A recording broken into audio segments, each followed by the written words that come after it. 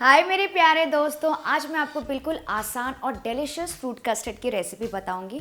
मुझे ना बहुत सारे व्यूअर्स ने कमेंट किए कि जब वो कस्टर्ड बनाते हैं तो या तो उनका कस्टर्ड बहुत ज़्यादा गाढ़ा हो जाता है या फिर पतला हो जाता है।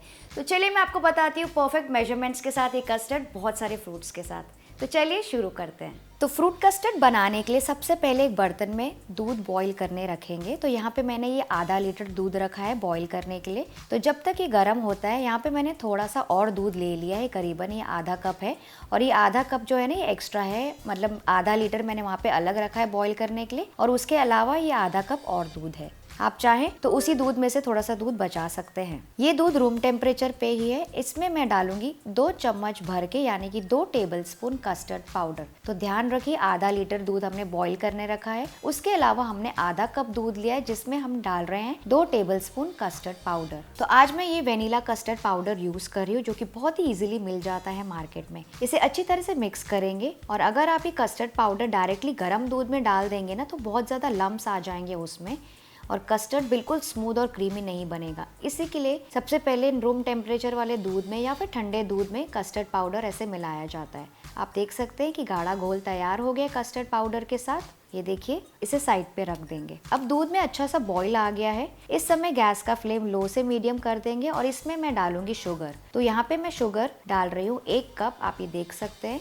कि इस वाले माप से मैं 1 कप शुगर डाल रही हूँ। ये करीबन 100 ग्राम के आसपास होगी शुगर। वैसे शुगर तो आप कम या ज़्यादा जैसे आपको पसंद हो अपने हिसाब से एडजस्ट कर सकते हैं, और इसे अच्छी तरह से मिक्स करते जाएंगे। अब शुगर भी पूरी तरह से घुल गई है दूध के साथ। इस समय गैस का फ्लेम लो से मीडियम के बीच में रखेंगे, और इसमें हम डालेंगे कस्टर्ड पाउडर का घोल। तो कस्टर्ड पाउडर का घोल थोड़ा थोड़ा करके ऐड करते जाइए, और साथ में ही ना इसे मिलाते भी जाइए, वरना अगर आप इसे छोड़ देंगे ना स्टेज पर तो ये थोड़ा सा लंपी और गाढ़ा हो जाएगा, और छोटे छोटे पीसेस दिखेंगे आपको इसमें, जिसकी वजह से हमारा कस्टर्ड बिल्कुल भी अच्छा नहीं बनेगा। तो थोड़ा थोड़ा 2-2 चम्मच करके कस्टर्ड पाउडर का घोल डालते जाइए, और साथ में ही इसे थोड़ा सा ऐसे हिलाते हुए जाइए। तो आप देख सकते हैं कि थोड़ा थोड़ा घोल मैं डाल रही हूँ, और इसे मिलाते भी जाएंगे। तो बस इसी तरह से इसे मिक्स करते जाइए, वरना अगर आप इसे थोड़ी देर भी छोड़ देंगे ना तो आपका पूरा घोल एक तरफ इकट्ठा हो जाएगा और एकदम गाढ़ा हो जाएगा आपका कस्टर्ड। तो अब ये पूरी तरह से अच्छे से मिक्स हो गया है कस्टर्ड पाउडर का घोल इसमें, आप ये देख सकते हैं। तो इस स्टेज के बाद हम इसे 3 से 4 मिनट और पकने देंगे, ताकि जो भी कच्चापन है कस्टर्ड पाउडर को पूरी तरह से निकल जाए। 3 से 4 मिनट के बाद आप देख सकते हैं कि कस्टर्ड पाउडर अच्छे से मिक्स हो गया है दूध के साथ, और ये हमारा गाढ़ा कस्टर्ड तैयार हो गया। ये देखिए, ये काफ़ी गाढ़ा है, मतलब ये बहुत ज़्यादा गाढ़ा भी नहीं है और बहुत ज़्यादा पतला भी नहीं है। ये परफेक्ट कंसिस्टेंसी है जैसे कस्टर्ड होना चाहिए, जैसे कि मैं आपको बता रही थी। तो इस समय हम क्या करेंगे ना, इसमें एक स्पून डाल के देखेंगे। ये देखिए, ये बैक ऑफ द स्पून में अच्छे से कोट कर रहा है। मैं आपको इसे अपनी उंगली से दिखाती हूँ।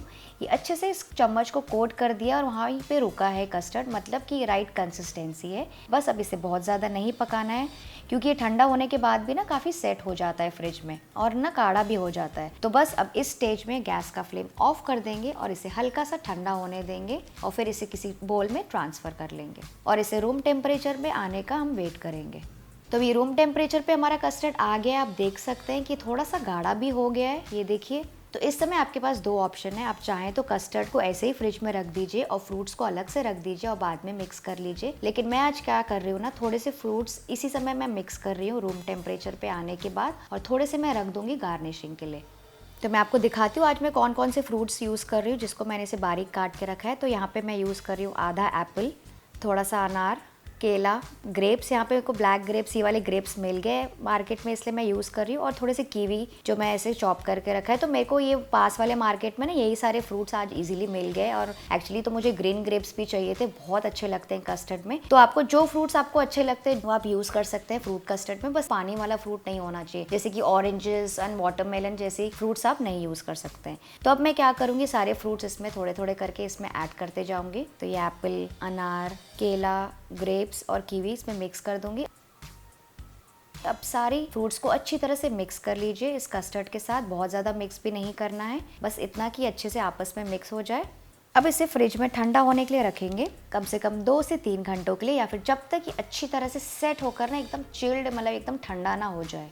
तो 2 से 3 घंटे के बाद मैंने अपना बोल फ्रिज से निकाला, ये अच्छे से ठंडा हो गया है। ऊपर की देख सकते हैं आप परत अच्छे से सेट हो गया, मतलब कि हमारा कस्टर्ड ना अच्छे से सेट हो गया है। फ्रूट्स भी बढ़िया तरीके से ठंडे हो गए। बस अब क्या करना है, इसे किसी छोटे छोटे बोल्स में आप ट्रांसफ़र करके अपने मेहमानों को परोस सकते हैं, और आप चाहें तो इसके ऊपर और फ्रूट्स या फिर ड्राई फ्रूट्स भी डाल सकते हैं। तो मैं आज इस दूसरे वाले बोल में इसे ट्रांसफ़र कर रही हूँ, क्योंकि शाम को मेरे यहाँ गेस्ट आने वाले हैं, तो मैं इसको इस बोल में परोसने वाली हूँ। तो मैं इस कांच के बोल में सारा कस्टर्ड ट्रांसफ़र कर लूँगी और ऊपर से मैं फिर से डालूँगी थोड़े से और फ्रूट्स। थोड़े से अनार मेरे पास बचे थे और थोड़ा सा कीवी मैं डाल रही हूँ।